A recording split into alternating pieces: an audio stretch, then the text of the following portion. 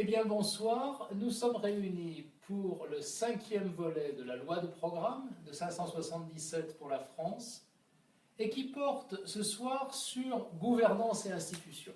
Il s'agit d'un volet un petit peu plus philosophique que les autres, mais qui a des conséquences extrêmement concrètes sur tous les volets de la loi de programme et qui touche finalement au cœur du fonctionnement de notre pays, qui est la façon dont nous gérons la politique et le pays lui-même. Nous procéderons en 4 points. Un bref rappel de la loi de programme que j'ai présenté déjà plusieurs fois. Ensuite, le constat, où nous verrons que nous avons un problème de dysfonctionnement structurel de notre système de gouvernance, qui nous amènera à passer par une phase de réflexion pour nous demander sur quoi fonder une nouvelle proposition pour revitaliser ce système. Et enfin, les propositions concrètes. Alors, la loi de programme elle-même, vous savez que c'est un projet de loi présenté en amont de l'élection. Si les gens qui le portent sont élus, eh bien ce projet de loi s'applique à la manière d'un texte qui serait soumis à référendum. Nous avons déjà couvert, il y a 6 piliers dans la loi de programme, nous en avons couvert 4. La réforme des territoires, vous vous rappelez, 8 régions, 450 territoires. Le volet innovation et croissance, qui veut redonner du dynamisme à nos entreprises, à notre croissance, à notre capacité à amener l'argent nécessaire à la prospérité de notre pays. Le modèle social, qui s'occupe de donner un socle de stabilité pour pouvoir entreprendre et pour pouvoir développer ses talents chacun individuellement. Le volet éducation et formation, qui est terriblement important pour le développement évidemment de la croissance, de l'innovation. Il y aura le volet affaires européennes dans 15 jours, mais ce soir, c'est le volet gouvernance et institutions que je traite. Alors, le constat. Le constat, c'est que notre système politique et de gouvernance présente, alors qu'il est, une inadaptation structurelle, et cela explique son inefficacité chronique depuis au moins 20 ans. 20 ans, ça nous remonte au septennat de Jacques Chirac, avec la cohabitation avec Lionel Jospin, sa réélection en 2002 face à Jean-Marie Le Pen, l'instauration du quinquennat à ce moment-là, puis l'élection de Nicolas Sarkozy, puis l'élection de François Hollande. Et nous devons constater aujourd'hui que depuis 15 ans, 20 ans, la France ne trouve pas les solutions pour se mettre au niveau des meilleurs, que ce soit dans le domaine de l'éducation, de la formation, que ce soit dans le domaine des exportations, puisque nous avons perdu 15% de notre part de marché seulement sur le territoire européen. Évidemment, pour le problème dramatique du chômage, pour lequel nous sommes parmi les pays qui n'ont pas le plein emploi. La loi aujourd'hui, c'est le plein emploi. Nous sommes, avec l'Italie et l'Espagne, les seuls qui avons ces niveaux de chômage. Donc ça indique bien un problème de performance, un problème structurel lié à notre système, et non pas de performance individuelle, finalement, de tel ou tel, puisque nous avons eu bien des profils différents qui ont géré le pays pendant ces 20 années. Il y a 3 symptômes de ce dysfonctionnement structurel. Le premier, c'est une défiance démocratique. Elle se matérialise très clairement dans les enquêtes annuelles que publie le CEVIPOF, et où on voit que nous, Français, avons moins de 20% de confiance, enfin moins de 20% d'entre nous expriment leur confiance pour les hautes fonctions de l'État. La fonction présidentielle, la fonction de Premier ministre, l'Assemblée nationale. Et cela est d'autant plus choquant qu'avec le quinquennat, nous avons focalisé toute notre énergie élective sur le fait de trouver un homme providentiel, un président de la République, qui entraînerait derrière lui tout le pays, l'Assemblée nationale, enfin tout, et qui serait censé guérir tous les maux de notre pays, ce qui est évidemment une utopie. Il y a une défiance étatique vis-à-vis de l'échec de ces politiques et des réformes qui ont été empilées. On a vu dans les autres volets qu'un des maux dont on souffre, c'est l'hypercomplexité de tous les domaines, qui résulte de l'empilement de couches, de promesses sectorielles totalement incohérentes et qui forment un système inextricable et très coûteux. Et enfin, une défiance, in fine, pour le personnel politique, qui en porte la responsabilité, et qui ne semble pas en mesure d'endiguer ce qu'on appelle la vague populiste. C'est probablement un mot mal employé. Mais disons cette réaction viscérale des peuples qui dit « mais ça n'est pas possible, on va donner un signal de désespoir, un signal très fort pour montrer que ça ne va pas du tout, bien que ce signal ne fasse qu'empirer les choses lui-même », ce qui est vraiment le cercle vicieux extrêmement délétère dans lequel on est entré. Alors, il y a des causes communes à cette situation à toutes les démocraties occidentales, bien sûr. L'évolution du monde vers le consumérisme, le matérialisme économique, la profusion des achats, leur diffusion sur Internet, la livraison en moins d'une journée de tous les produits de la planète, qui conduit à un individualisme social et donc renforce ce clientélisme politique. En fait, on se retrouve avec l'individu face aux politiques. L'individu appartenant à la société des votants, la société civile, étant pas impliqué dans le monde politique, il ne s'implique pas, mais il va donner ses demandes, ses requêtes à un personnel politique qui, lui, en a fait son métier. Et comme dans tout métier, il doit d'abord assurer sa survie économique, et il doit assurer sa survie tout court dans ce métier-là, donc sa réélection. Et donc il va satisfaire, une à une, toutes ces demandes catégorielles. Le malheur, c'est que cette satisfaction, une à une, ne conduit pas du tout à une politique cohérente. Elle conduit dans le temps à l'empilage de mesures qui rendent tous les secteurs totalement engorgés et totalement inefficaces. Et c'est une des causes profondes qui fait qu'on est dans l'état dans lequel on est aujourd'hui. Il y a un deuxième phénomène qui est la désocialisation. Donc, encore une fois, prenons le président Trump, hein, il gouverne par Twitter. Voilà, donc il s'adresse directement aux gens par Twitter. Il n'y a plus de niveau intermédiaire. La société, qui est pourtant le creuset de la vie, là où l'individu va se développer, disparaît. Et il y a une relation qui s'installe entre la demande individuelle et l'État, entité neutre, abstraite, qui doit prodiguer du soutien, être là quand on l'attend. Et enfin, une oligarchisation de la vie politique, avec des groupes minoritaires, mais qui prennent finalement un pouvoir énorme sur la formation de l'opinion publique et sur la formation de la politique elle-même. Alors, c'est évidemment le monde des partis politiques, asservi à la professionnalisation de la politique et au quinquennat, et qui conduit à une distorsion totale du mode d'élection, puisqu'aujourd'hui, moins de 30% des votes exprimés par les Français sont représentés à l'Assemblée nationale. C'est renforcé par les médias, qui, on l'a bien vu dans les dernières élections, prédisent des choses qui ne se produisent absolument pas, que ce soit le Brexit, que ce soit l'élection de M. Trump aux États-Unis, même les primaires de la droite et de la gauche en France, c'était absolument pas prévu par ce microcosme-là, mais quand même, ces gens-là, à longueur de journée, sur les antennes, nous assènent des théories, des vérités, orientent le débat dans une direction, mettent un zoom insensé sur des points mineurs et ne parlent jamais de points qui sont absolument essentiels. Alors on a quand même, en plus de ça, notre propre couche à nous qui fait qu'on est dépositionné par rapport aux autres. Alors, on a un déséquilibre territorial, une hypertrophie de Paris par rapport aux territoires, qui ont tendance à se concentrer sur leurs grandes villes, et une désertification de zones qui pourraient être très riches, mais qui sont maintenant désertées, et par un défaut d'aménagement du territoire. Et vous savez que dans le volet aménagement du territoire, il y a un investissement de 90 milliards d'euros qui est prévu, canalisant l'épargne énorme des Français régionalement pour redévelopper tout ce terreau qui irrigue les territoires et en particulier les bases aériennes de nos ports. Deuxième point, un décalage énorme entre la sphère publique et le monde privé. Hier, on était dans la deuxième convention 577 pour la France et on nous a présenté des chiffres qui courent sur 2 quinquennats, donc voilà, 2 options politiques différentes, et qui montraient que 400 000 emplois marchands avaient disparu en France pendant cette période-là. Donc, 400 000 emplois marchands qui disparaissent, c'est de la richesse qui s'évapore. C'est de l'argent qui ne rentre pas. Et bien pendant ce temps-là, on a créé 500 000 emplois publics. Voilà.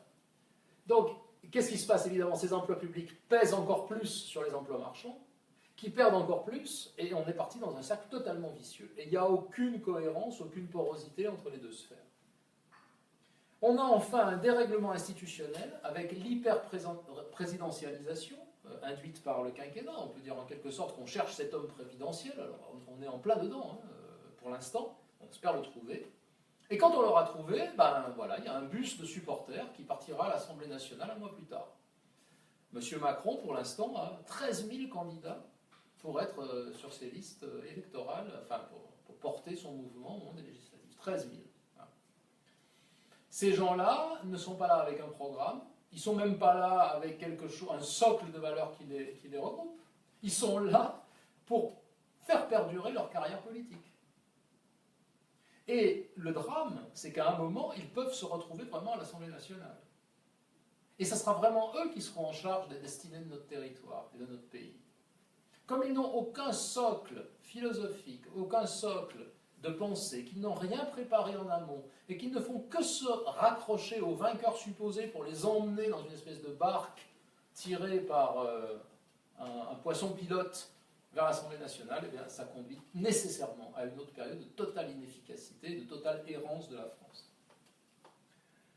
Tous ces symptômes sont à la fois les causes et les conséquences d'une crise structurelle que ne suffira pas à réduire n'importe quelle amélioration de l'économie, n'importe quel nouveau progrès social, innovation technologique. Il faut vraiment repenser les mécanismes même du fonctionnement de notre gouvernance et de nos institutions. Alors, on a besoin de passer par une phase de réflexion pour ça. Et cette phase de réflexion, elle propose déjà de regarder les possibilités qui s'offrent à nous. Pour changer le logiciel de gouvernance, le logiciel politique, il y a trois façons de faire. La première, c'est la révolution. La deuxième, c'est la restauration. Et la troisième, c'est de régénérer le tissu social. Alors regardons-les une par une pour mieux les comprendre. La révolution est définie dans le dictionnaire par le mouvement d'un objet autour d'un point fixe ou d'un axe. On parle de la révolution de la Terre autour du Soleil, par exemple. Et alors la propriété de ce mouvement, c'est que régulièrement, l'objet revient au même point. Il passe le 21 juin de chaque année par le solstice d'été. Voilà, il est là, et ça tourne. C'est un changement brusque, violent, dans la structure politique et sociale d'un État, qui se produit quand un groupe se révolte contre les autorités en place et prend le pouvoir. Le malheur, c'est que l'histoire a montré que ce genre de mouvement violent produit en général beaucoup plus de dégâts qu'il ne produit de bénéfices. Et en fait, il ne répond absolument pas aux problèmes qui l'ont généré en général. Il encourage d'autres classes sociales, comme ce fut le cas en 1789 avec la bourgeoisie, par exemple. Et puis en 1917, en URSS, on a vu que ça faisait émerger une oligarchie politique, et finalement ça a conduit à l'implosion du système total. Alors voilà, ça donne des slogans comme « Prenez le pouvoir », et ici « Révolution », qui est même le titre du livre carrément d'Emmanuel Macron. La deuxième façon de faire, c'est de restaurer, la restauration. Là, c'est le mythe du temps parfait qui est derrière nous, et que si on le retrouvait, ben, tout irait bien. Alors voilà, c'est la Dauphine des années 50-60, dans laquelle on partait avec une famille bien sûr unie, des parents qui s'aimaient, des enfants obéissants qui étudiaient bien à l'école, le plein emploi, enfin voilà, c'était les 30 glorieuses, et si on avait seulement ce temps qui revenait, tout serait réglé. Alors c'est évidemment une chimère, parce que l'histoire humaine avance aussi avec de l'innovation, avec des choses qui n'existaient pas avant, le téléphone portable, Internet, possibilité de soigner des maladies incurables avant, tout ça, c'est des choses que l'esprit humain a créées, a découvertes, qui n'existaient pas avant. Et le devoir des politiques, de notre investissement politique, application politique, c'est d'inventer les modes de fonctionnement de la société qui accompagnent, qui tirent bénéfice de ce développement extrêmement merveilleux, finalement, de l'intelligence humaine, qui est capable de tant de choses du point de vue technique, et de tellement peu du point de vue de l'organisation des sociétés et, disons, du facteur humain des sociétés. Alors, il y a une troisième façon de faire, qui est la restauration, et la régénération, pardon, et on en parle pour les tissus en biologie. On régénère un tissu qui a été lésé en lui redonnant les gènes qui vont bien pour qu'il reconstitue lui-même sa tonicité, son homogénéité, son élasticité ou d'autres paramètres de ce type. C'est évidemment ce chemin que 577 propose de prendre. Alors, ça implique trois choses, cette idée de régénération. Ça implique une régénération en renouveau des idées. Essentiellement passer d'une vision court terme, d'une collection de promesses, à une vision globale, donc pas une collection de promesses, mais une analyse globale de la situation, un plan qui attaque l'ensemble du problème en regardant des paramètres objectifs qui comparent notre performance à ce que font les meilleurs, c'est ce qu'on a vu dans les autres volets abondamment, et une perspective qui ne soit pas asservie à l'échéance législative qui arrive. Hier, on était donc dans cette convention 577, et je suivais le fil de Twitter. Mais il y a eu, pendant la matinée, je ne sais pas compter, mais peut-être 30, 40 ou 50 tweets des équipes d'Emmanuel Macron qui promettait tout un tas de choses sur le volet de la sécurité. Et je ne me suis pas pu m'empêcher de me dire, mais c'est parce qu'il y a eu cet attentat à Orly 1 heure avant. Et si au lieu qu'il y ait un attentat à Orly, il y avait eu un problème avec un élevage de vaches laitières en Bretagne, probablement on aurait eu droit à 30 ou 40 mesures pour l'élevage. Alors imaginez ce que ça fait, ça reproduit sur 3 mois ou 4 mois de campagne. Ça fait une accumulation totalement irréaliste, inextricable et inapplicable de propositions qui ne visent qu'à une chose, c'est de réagir à l'instant, de s'adresser à une catégorie qui est sensible à un thème à un moment donné. Eh bien non, il faut quelque chose de global, il faut quelque chose qui s'inscrit dans le long terme. Le deuxième point, c'est de rénover les organisations politiques, les organisations administratives et sociales du pays, lui donner les moyens d'avoir une organisation simple, fluide, efficace. Et enfin, renouveler les élus eux-mêmes. Parce que si l'Assemblée nationale était peuplée de gens qui aient construit une vie expérimentée dans l'entreprise, dans des classes, des salles de classe, dans des hôpitaux, dans des organisations caritatives, dans la gestion de mairies, plutôt que de gens qui, sortis de l'ENA, ont fait carrière finalement dans cette sphère politique sans jamais venir se sourcer dans la vie réelle, eh bien nous aurions probablement une efficacité et une résonance entre l'action politique et la vie réelle beaucoup plus forte que ce que nous avons pour l'instant, ce qui revient à considérer la politique comme un service rendu, pour le temps d'une mandature ou deux, par des gens qui ont une compétence, qui peuvent avoir une confiance locale basée sur cette compétence, un service qu'on va rendre au pays dans un collectif, pas par affiliation à un super-héros, portant une loi de programme objective, analysant des paramètres objectifs de non-performance pour restaurer le pays dans quelque chose de positif. Et c'est vraiment le point de départ et le point fondamental de 577 pour la France. Alors, derrière cette régénération, il y a une valeur fondamentale qui irrigue en fait tout le programme. Cette valeur, c'est la valeur de subsidiarité, qui est une valeur philosophique et qui revient à dire on ne confie pas à un niveau plus élevé une responsabilité qu'un niveau inférieur peut effectuer. Alors ça implique une grande confiance au niveau inférieur. L'homme, pour commencer, la famille, les structures de proximité, les associations, les entreprises, la ville. Les niveaux supérieurs étant là pour apporter un support pour que l'action des niveaux inférieurs soit plus efficace là où elle est trop petite, où elle n'a pas le rayon d'action suffisant pour intervenir. Alors évidemment, l'État, ça sera sur la protection du territoire, sur les relations internationales. Une commune, on sait très bien qu'elle partage un certain nombre de services, un certain nombre d'associations ensemble. La région sera le lieu où l'épargne sera canalisée pour la mettre au profit de l'industrie de la région.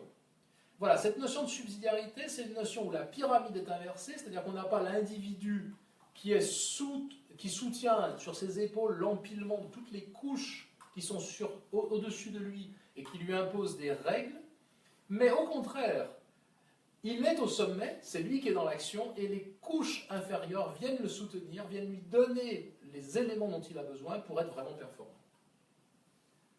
Alors, cette valeur est à la base des concepts essentiels de ce que propose 577 pour la France et qui touche 5 domaines. Le domaine de la citoyenneté. Évidemment, au sommet de cette pyramide, il y a la personne. Cette personne doit être reconnue dans sa dignité absolue. Et c'est le sens, par exemple, de l'allocation sociale et familiale unique, du volet social de 577. Mais elle est aussi un acteur de la société, un acteur autonome et responsable, qui a des devoirs envers la société, qui établit des contrats avec les autres, qui va rentrer dans une dynamique positive où il apporte son talent, il reçoit en échange, et là s'instaure une vraie relation de confiance dans une relation de proximité. Il y a ensuite l'organisation territoriale. Ça, c'est tout un volet du projet 577 pour la France, c'est la réorganisation des territoires, qui va beaucoup plus loin, ce projet, que la décentralisation, mais qui ne va pas jusqu'au fédéralisme, donc 8 régions fortes, les poumons économiques de la France, qui regroupent tout ce dont on a besoin pour être un acteur mondial majeur dans un secteur. On peut penser au modèle de la Silicon Valley en Californie, où on retrouve au même endroit les universités, la recherche, les start-up, les grandes industries autour du secteur des technologies de l'information. Et voilà, et qui fait la prospérité de ce terreau, mais qui part des gens, des compétences qui se regroupent, qui n'est pas un diktat venu du haut ou un grand plan. La société elle-même, et c'est probablement un des volets les plus originaux, les plus intéressants de cette proposition, la société entend dans son rapport au pouvoir politique étatique. On est passé à une notion d'État-providence. L'individu est face à un État-providence qui va distribuer des tas d'allocations, il y a des guichets, il y a des formulaires, des tas de choses. Non, il y a quelque chose de beaucoup plus près de l'individu qui est la société, sa famille, son terreau de vie, sa commune. Eh bien, ces entités-là doivent être valorisées, doivent être développées comme le terreau essentiel dans lequel se développe la vie des gens, dans lequel leurs talents se développent, dans lesquels ils sont protégés, ils sont encouragés, et finalement ils grandissent. Et enfin, quatrième élément, l'État, il existe bien, mais encore une fois, dans cette logique de subsidiarité, il est un suppléant, il vient suppléer pour les zones où son échelle est nécessaire. Pensons encore une fois à la protection du territoire, par exemple. Et il est garant d'un certain nombre de normes et de contrats. Mais il n'est pas prescripteur de la façon de faire jusqu'à un niveau opérationnel, parce que là, il faut le laisser aux acteurs qui sont vraiment confrontés à l'action de près. Et enfin, le contrat, comme acte volontaire de cet individu, acteur autonome de la société, de rentrer dans une relation de droit et de devoir vis-à-vis des autres, ce qui est extrêmement facilité quand on se rapproche de cercles plus restreints.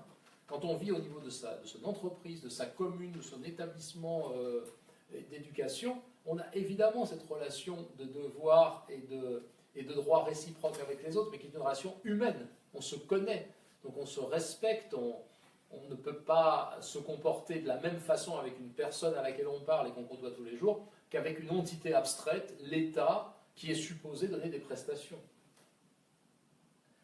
Tout ça amène à 4 propositions qui touchent d'abord, évidemment, le citoyen lui-même, puisque c'est le point de départ et le point d'arrivée de toute cette politique-là, et le point suprême de la politique de subsidiarité.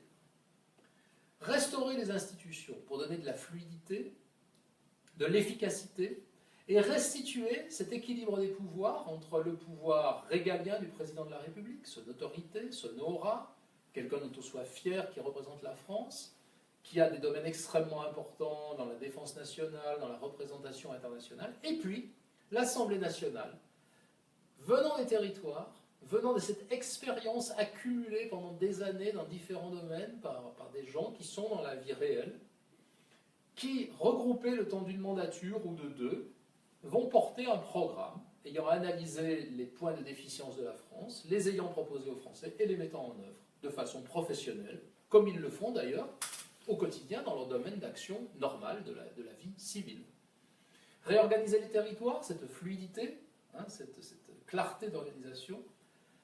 Le 4 est très important, restructurer la société pour lui donner son pouvoir de société-providence, comme alternative à l'État-providence, la société-providence, donc ce terreau nourricier de la personne, et pas cette entité abstraite qui est censée régler tous les problèmes. Et enfin, revitaliser le politique en réorganisant la fluidité entre les temps où nous sourçons dans un vrai métier,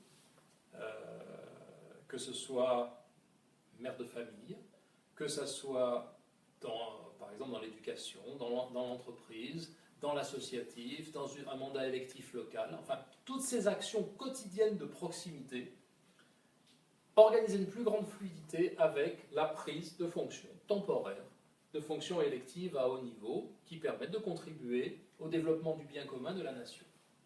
Alors, revaloriser le citoyen, ça implique privilégier la notion de citoyenneté à la notion de nationalité, qui est une situation de fait qui impliquerait des droits. Non, le statut de citoyen implique un pacte entre des droits qui peuvent être nouveaux, parce que plus on va descendre l'action à un niveau de territoire, on a parlé par exemple sur le volet innovation des bourses régionales, du fait que le grand emprunt qui sera fait à l'épargne des Français pour développer les infrastructures des territoires sera confié pour plus de 70% aux territoires eux-mêmes, eh bien il est normal, il est légitime d'impliquer les gens qui vont mettre leur argent dans ces projets, en tant qu'actionnaires finalement, développer leur consultation sur les projets eux-mêmes, pouvoir développer des initiatives référendaires aussi. Donc des nouveaux droits en tant que citoyen, mais également en contrepartie des vrais devoirs. Si je reçois une allocation sociale et familiale unique qui reconnaît ma valeur d'existence inconditionnelle dans la vie, c'est pour que je puisse développer mon talent. Si je suis un enfant et que je reçois 250 € par mois depuis ma naissance, c'est pour m'aider et aider ma famille à développer mon talent d'étudiant, pour me former. Donc j'ai un devoir là de résultat, un devoir de donner le meilleur de moi-même, et ma famille également. Si je reçois 700 € et que je suis une mère au foyer, c'est pour m'aider à accomplir ce métier. Ce métier, ce rôle fondamental qui est d'élever les enfants, de faire en sorte que la maison tourne. Si je reçois 700 € parce que je suis sans emploi, c'est pour m'aider à retrouver un emploi rapidement, en gagnant rapidement mes premières activités qui vont me permettre d'avoir 100, 200, 300 €. Et vous savez que dans notre proposition sur le volet social, à ce moment-là, les 700 € s'érodent lentement pour permettre rapidement d'accéder aux 1000 €, qui sont le seuil de la pauvreté. Donc voilà, c'est le volet, je reconnais la valeur de la personne, mais je la reconnais afin de lui donner un socle qui lui permet d'exprimer ses talents, ses devoirs, sa contribution au tissu de la collectivité, de la société. Le deuxième, c'est de restaurer les institutions. Alors, les institutions, c'est à la fois une constitution qui les exprime dans un langage formel, mais c'est un esprit aussi, et c'est une pratique.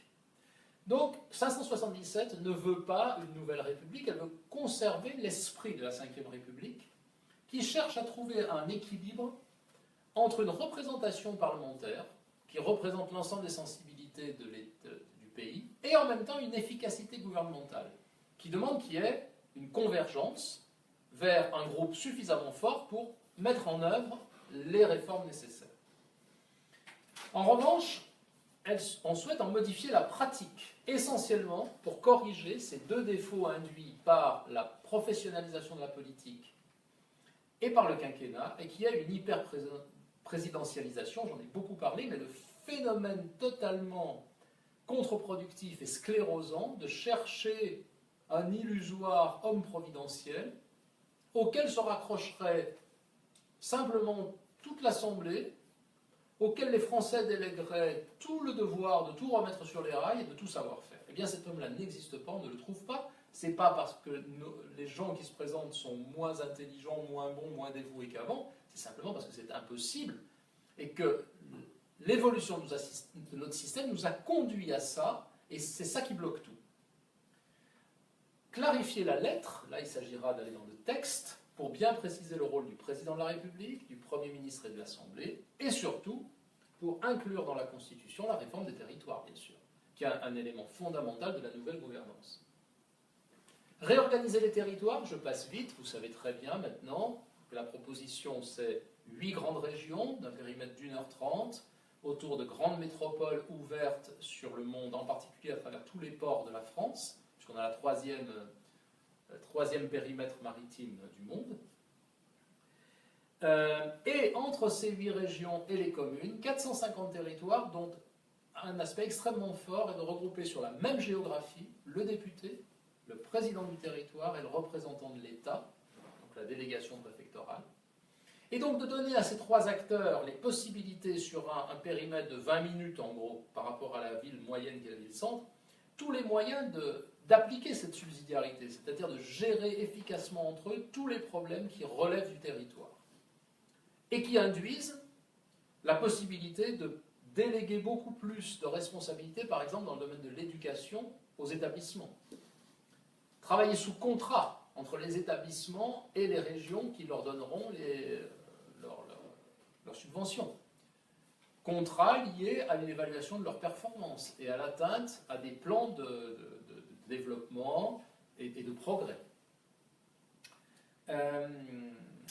Voilà, donc ces bassins de vie vécue, ces territoires, sont extrêmement importants par rapport à cette volonté de subsidiarité, c'est-à-dire de descendre au niveau opérationnel le maximum des actions qui sont exécutables à ce niveau. Et puis ça a un autre avantage, bien sûr, induit, c'est que l'Assemblée nationale n'a plus que 450 députés et pas 577, et que le Sénat disparaît et est remplacé par l'Assemblée des présidents des territoires. Et avec ça, on simplifie l'ensemble du fonctionnement, on économise 50 milliards d'euros au passage.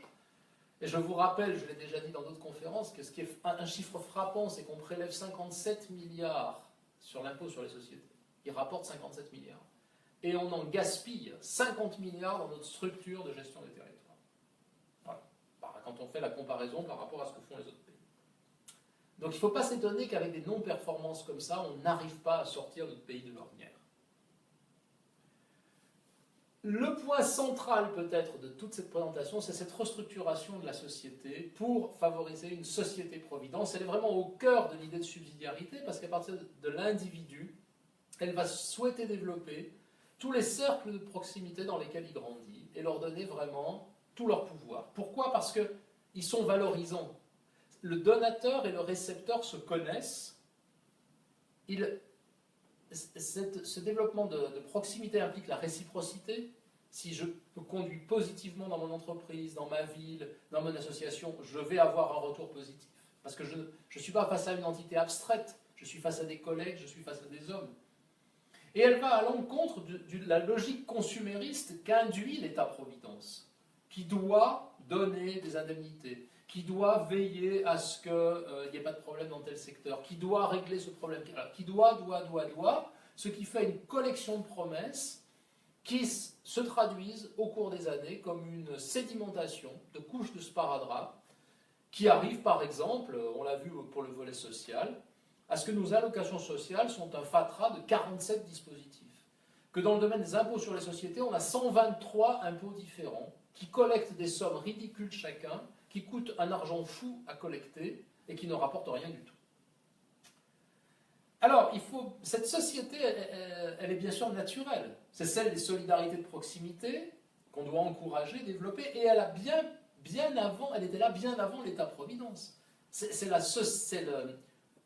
le cocon de protection, d'alimentation, de croissance naturelle de l'homme injecté dans la société. En fait, l'État-providence est une construction relativement récente qu'on a baptisée le modèle social français, qui a été construite de rien et qui ne vise qu'à une chose, c'est étatiser progressivement des choses qui se faisaient beaucoup mieux au niveau local. Voilà, donc c'est l'État jacobin. Et évidemment, un volet extrêmement important de cette restructuration, c'est la famille. Parce que s'il y a un noyau au sein duquel la solidarité se développe, dans lequel les liens sont naturels, où on apprend sa culture et on développe des valeurs individuelles et collectives, où on protège le plus faible, c'est bien la famille. Si un enfant est à la dérive, les premiers qui vont s'en occuper, c'est ses parents. Ils ne vont pas s'en remettre à l'État-providence pour régler le problème d'un enfant qui va mal à un certain moment, soit scolairement, soit psychologiquement, soit pour toute autre chose. La solidarité va se développer naturellement dans ces environnements, dans ces sociétés de proximité. Donc il s'agit vraiment de favoriser cette société-providence. Et enfin, revitaliser la politique en basculant 50% des financements publics des partis politiques vers les individus. Une des causes fondamentales qui distord le système, c'est qu'aujourd'hui, les financements sont alloués aux partis politiques. Et je connais des petits partis dont la logique principale face aux élections qui arrivent est avant tout de se raccrocher à une locomotive de parti, justement pour récupérer une partie de ces subventions-là. C'est logique quand on est dans une logique de professionnalisation de la vie politique. Encore une fois, un des problèmes qui se pose immédiatement, c'est comment je vais survivre demain, comment je vais m'alimenter en argent, comment je vais assurer ma réélection. Le malheur, c'est que ces questions-là, on peut avoir avec dans quel état est la France, qu'est-ce qu'il faut faire pour le bien commun et comment est-ce que je peux contribuer à partir de ce que j'ai moi-même appris de la vraie vie. Voilà, donc il s'agit de changer ça de façon très simple en réallouant rapidement 50% des financements publics, non pas aux partis politiques mais aux individus, y compris aux élections locales et régionales, aux candidats, et à l'horizon 2020, 100% alloués aux personnes. Ce qui veut dire que là aussi, on n'a plus le parti qui nomme. Jean-Christophe Fromentin, qui est donc à l'origine de notre mouvement, a été élu en 2007 à la mairie de Neuilly, dans la foulée de l'élection présidentielle, où le président de la République, Nicolas Sarkozy, était parti de la mairie de Neuilly, et son parti avait nommé quelqu'un qui est arrivé à Neuilly en venant de nulle part. Et Jean-Christophe Fromentin, dans sa qualité de chef d'entreprise à Neuilly, avec une campagne assez courte, a gagné 62 à 38, contre ce candidat venu de nulle part. Donc on voit bien ici l'efficacité de gens qui partent du terreau local, qui ont une confiance, par rapport à des gens qui sont propulsés depuis une entité abstraite, un parti politique qui reçoit les subsides de l'État et qui de là va nommer les candidats dans toute la France.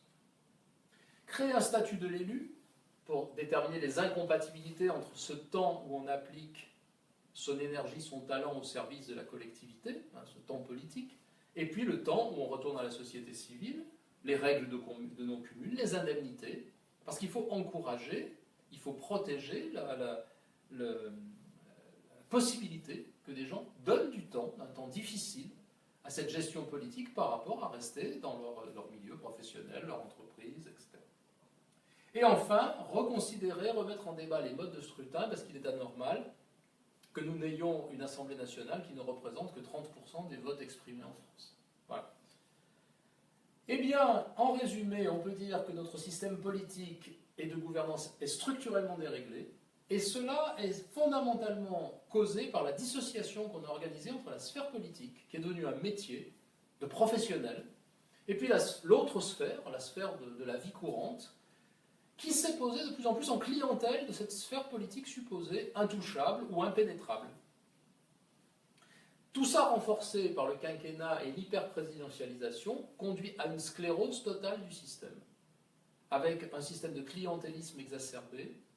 Donc, ce super-héros supposé devant se faire élire, promettant monts et merveilles, entraînant dans sa foulée une bande de députés qui n'ont pas de programme, qui se sont simplement rattachés aux sauveurs, et puis ça génère derrière une arrivée à l'Assemblée nationale où on se dit, maintenant on fait quoi? Alors pendant un premier temps, on peut appliquer des promesses totalement irréalistes de la campagne.